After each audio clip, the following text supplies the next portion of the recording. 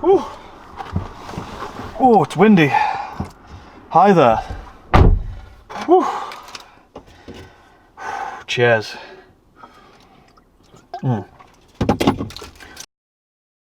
So yes, you have read the title of this video right. I am going to sell this car. So I just thought I'd make this video because it might interest a few people.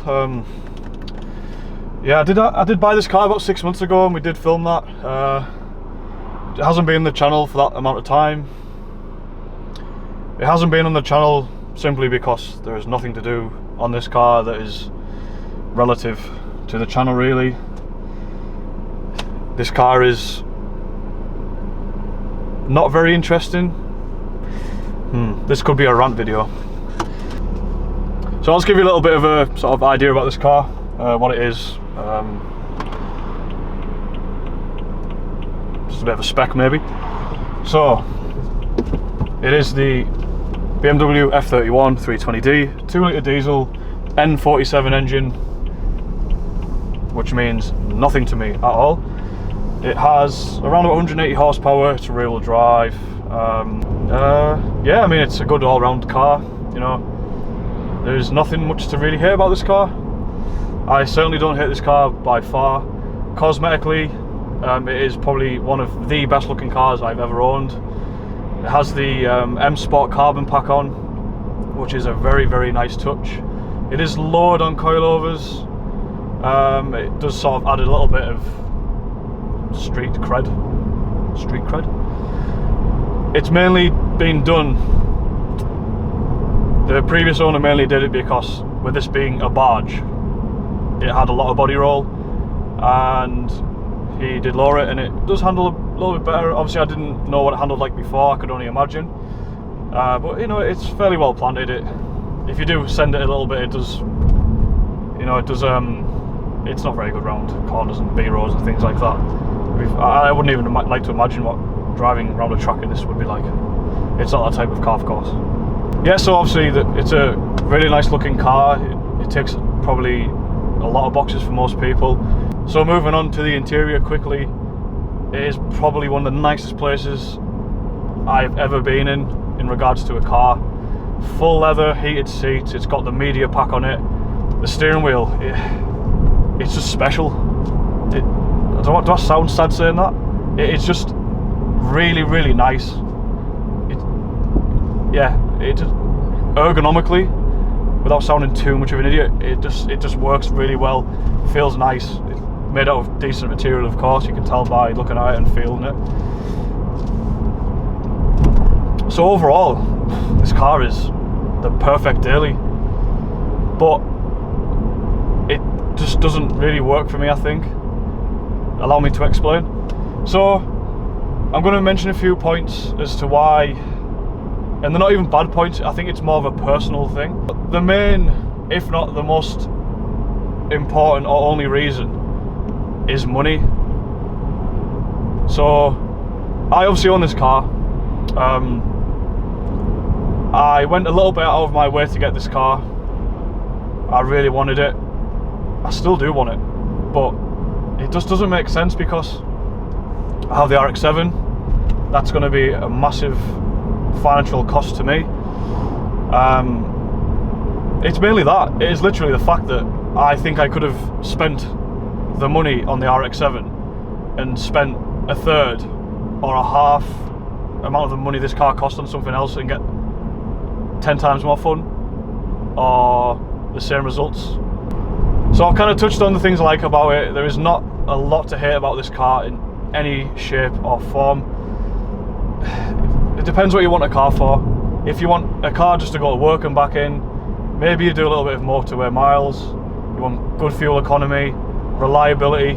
I had no reliability issues on this. Had it MOT'd the other month and literally nothing. I know it is fairly new. This is the newest car I've ever owned. It's 13 plate.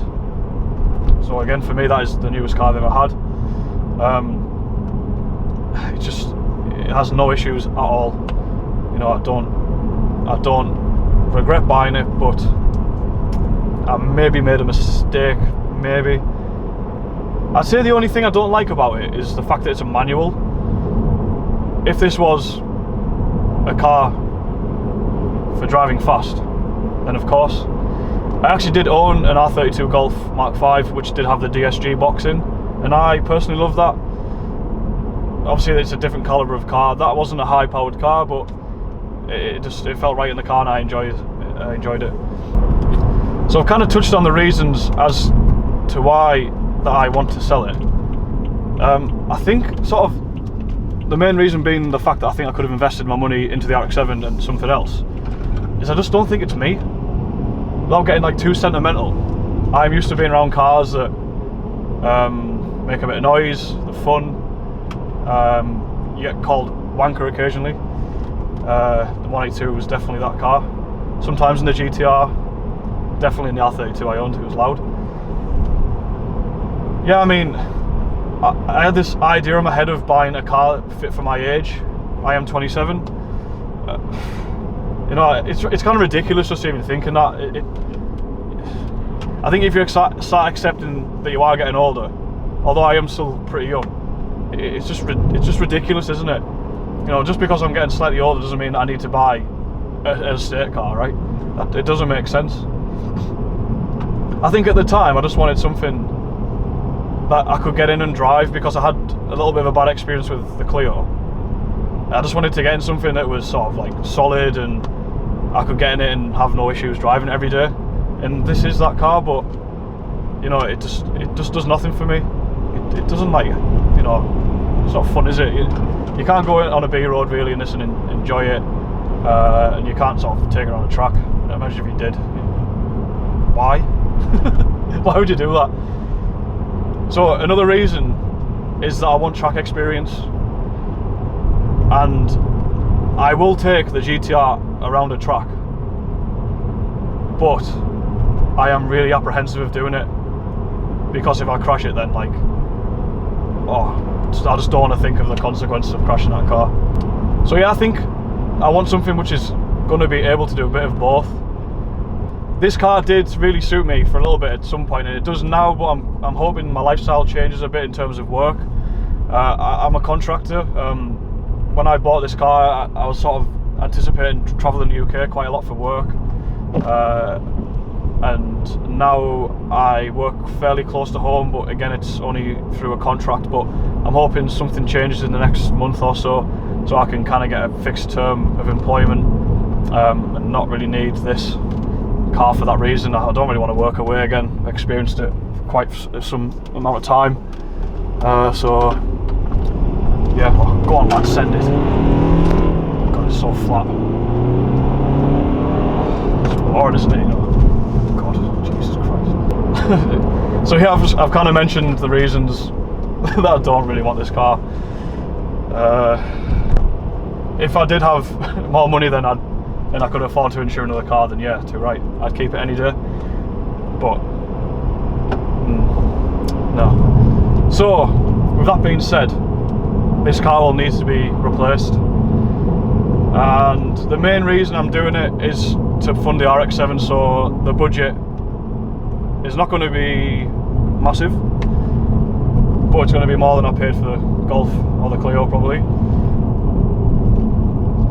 So talking about cars, I do have one particular car in mind. I personally don't have experience with them, but my brother Carl has had one of these cars, and a few of my close friends have. So that is an R26 Megane F1, 2 litre turbo, put a decent amount of power down, a lot of market for modifying them. I just think they're a good looking car, you know, they perform well around a track. Being French, the sort of stigma that goes with a French car is the fact that they do break easily. The baguettes tend to snap. I wouldn't say that I had major issues with the Clio 182. I had some small maintenance things that, you know, it ran on 3 cylinders for a while because of an injector, then another injector went. Just silly things that weren't massive amounts of money to change. My brother had the F1 R26 Megane. That was an amazing car. I don't know why he actually sold it now. He changes his cars quite a lot. He actually owns the Megane Sport at the minute, which is the the same shape as, obviously it is the R26 Megane shape, it's just a detuned version of it, I believe. Maybe different turbos, I'm not too sure. He actually blew the gearbox up on that, or the clutch went, I think. If you're watching this, Carl, I hope it did get sorted. Bit unlucky. So I've mentioned the Megane. I'm going to say at the minute that is the decision I've made. God, the turn circle isn't very good on this. It's definitely worse than the Skyline, that's quite bad. But we are essentially driving a boat, right? Next test, driving my F31 into river. Not clickbait. You actually wondered what's in these things. Can't be good, can it? Still drink it though. So yeah, the Megane might be the way forward, but I have obviously possibilities to get other things. I think a good idea might have been a 330 Ti E46. They are rear-wheel drive. It would suit me maybe for learning to drive around the track. Obviously the GTR being predominantly rear-wheel drive and the RX-7 being rear-wheel drive, it'd probably help give me a good learning curve. But I don't want to make this sound bad, but I'm not a massive BMW enthusiast, although, you know, I do own a BMW, but this is just a car to me, this. Obviously I love Adam's E46 M3, they're an absolutely amazing car for the money, but obviously I can't afford an M3, and there probably is other things I could look at from BMW, but I just don't know if I'm sold on them.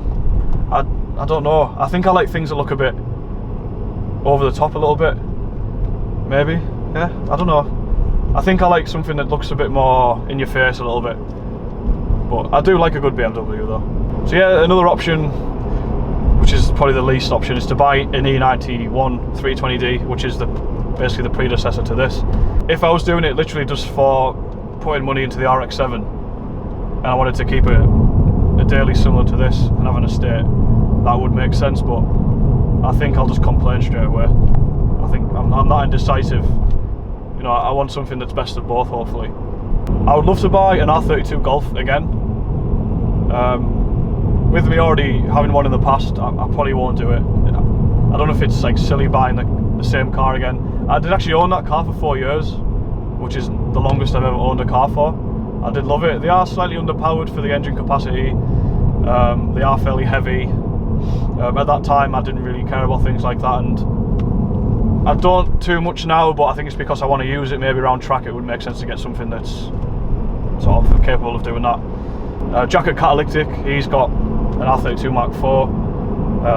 This is really nice. You know, I think they're actually coming up in value now. They've become more of a classic car. Jax is far from classic. If you've not seen his videos, do check his R32 out. It's pretty funny, it's a good car. We did see him in person quite some time ago, and it's mental. It's really mental. I always like people's opinions, so I'm looking for feedback from you guys watching the videos. You know, if you know how much the Meganes do cost, and you know kind of what I'm looking to spend maybe for a budget, you know, feel free in the comments to let me know what sort of you would buy, or what would be probably best for me to consider. You know, it's kind of exciting maybe to sort of starting again, looking for something. You know, I am looking forward to changing, so I'm hoping this happens within the next 30 days. Yeah, I mean, I can't stress enough how much I like this car. Unfortunately, I did get put off a little bit not long ago with it. I did come back to it one day, and there was like a scuff on the front bumper, and I didn't see obviously it happen. I just imagined and like Sheila in a Citroen Picasso in Asda car park just driving into it and driving off. They're the kind of things that happen. Not very nice. I did unfortunately curb one of the alloy wheels. Not a big deal, but they are the mirror finished ones. They are machined. I'll be looking to get those sorted out before I do sell the car, just for the next owner to make it right. I'll probably just get them powder coated silver. Yeah, I also sort of had a quick look at R53 or R56 minis. You know, I'd like to actually go out on one and see them. My friend did have one, but I didn't really get a good chance to look at it or be in it, so I might, you know, I'm open to anything. So again, in the comments, let me know, what would you go for? So yeah, as always, I'd just like to say thank you for watching. I know this probably will have been fairly boring. If you did manage to make it through the video and listen to my dull, boring ass voice, then you've done well. You've done really well.